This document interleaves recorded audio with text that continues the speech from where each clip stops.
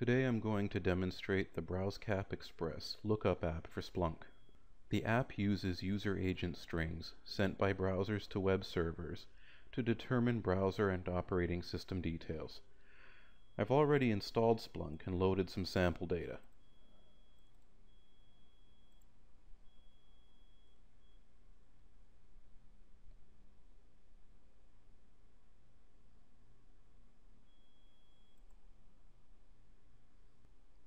Looking at the results, we see the usual information recorded by a web server log.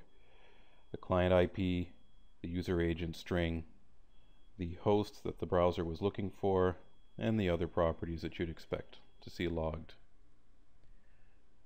The BrowseCap Lookup app is hosted on GitHub. I have Git for Windows installed, but if you don't, you can always download a zip and extract it. So I'm going to install the app.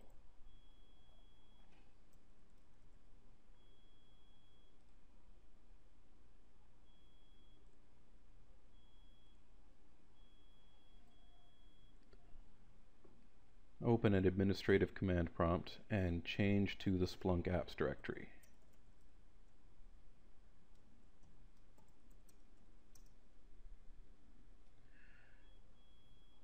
And now just clone the project from GitHub.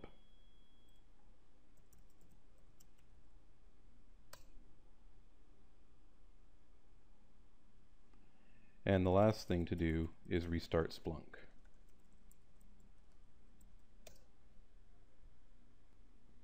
The app uses data from the Browser Capabilities project.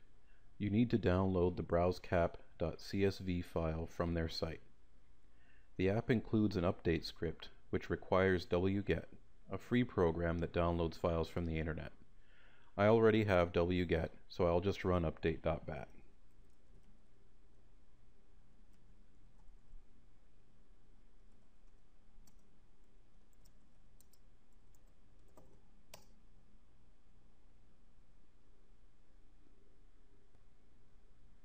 Now that I have a copy of the BrowseCap data, I can test the app.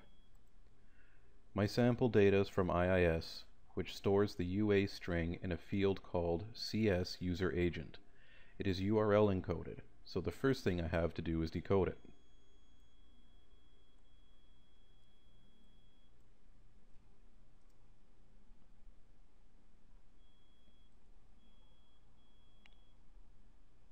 The decoded field is called HTTP user agent. Now that the data is in a format the app can use, I'll pass it to the Lookup app.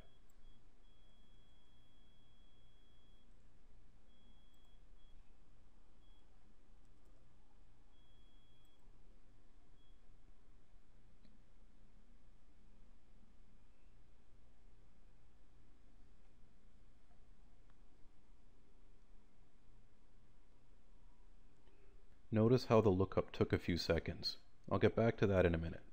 First, let's look at the data we get.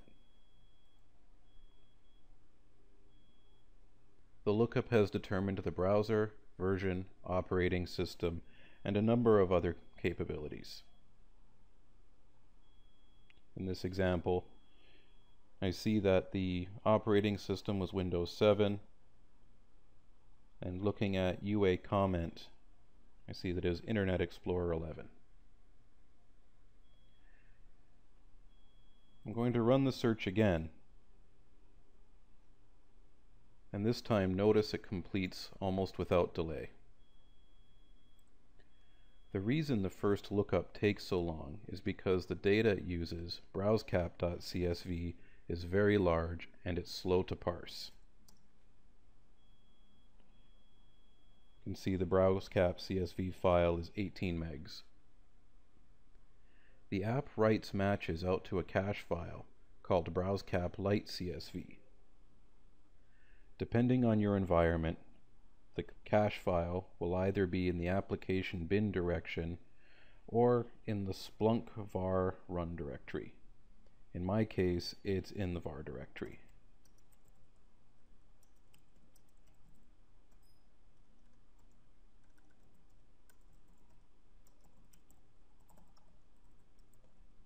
The cache file contains only strings which exist in your data, and it's checked first, making future lookups very fast.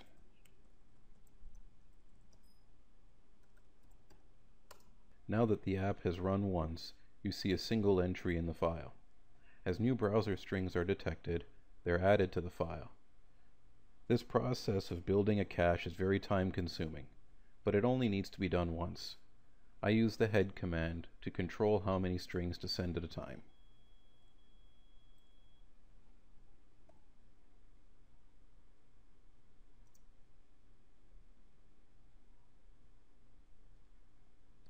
I'm going to pause the recording and finish building the cache.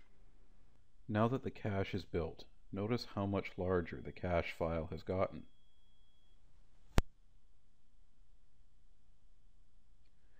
Rerunning the search will resolve all browser strings fairly quickly.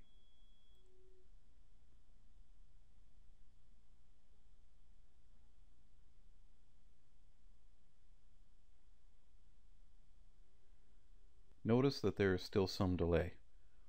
The app won't cache generic matches because they match a large number of strings and will skew the results. For these browsers, the app will need to go out to the slower browsecap file every time.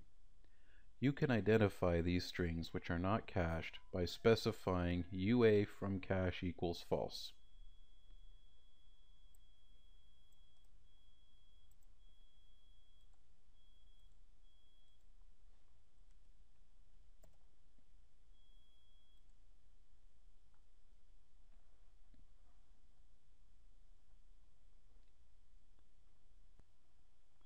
I added the obviously invalid user agent string to my data to demonstrate uncacheable browser strings. I expand the fields returned by the Lookup App. You'll see that the browser is returned as default browser, and there's no meaningful information available. To further speed things up, you can add these uncacheable strings to the blacklist file. It's a good idea to run the search a few times before deciding to blacklist, because the from cache property isn't populated the first time a new valid string is detected. Once you've decided to blacklist a string, add it to blacklist.txt.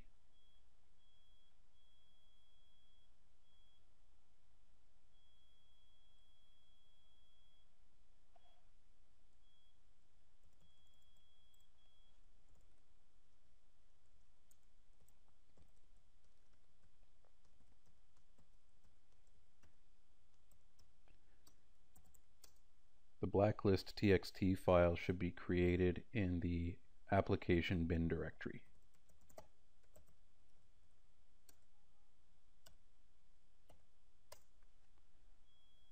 I'm going to add all of the uncacheable strings from my sample data.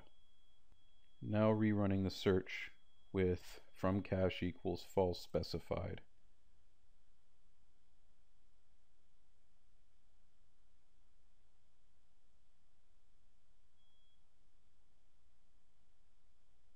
The search completes in seconds and there are no more uncached results.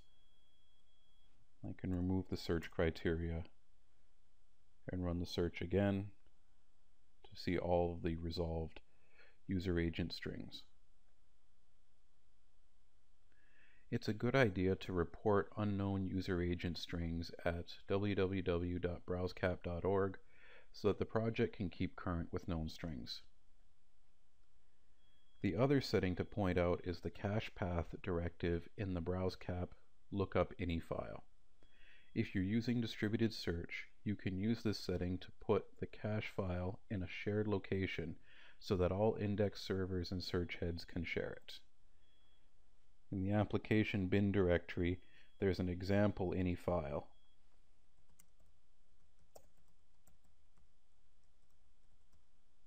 I'm not going to enable the directive, but if you were going to, you could update cache path to be a UNC path in a Windows environment or an NFS mount point in a Linux environment. So now that all the technical bits are out of the way, we can look at some of the data you get from the browse cap lookup. The obvious one you're going to want is browsers.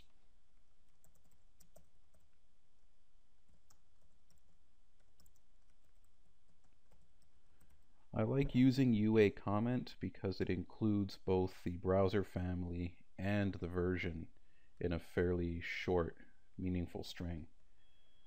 So Chrome 21 gets separated from Chrome 36. Default properties is what is returned when an uncacheable browser gets passed.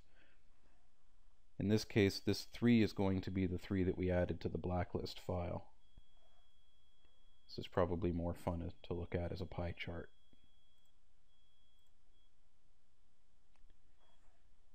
In my environment, IE8 is the most popular browser. There are lots of other interesting fields. From here you can use the well-documented search and chart features in Splunk to use the data. The app is supported. If you think you found a bug, please let me know by reporting a bug on GitHub. If you find the app useful, please rate it at apps.splunk.com. Thank you.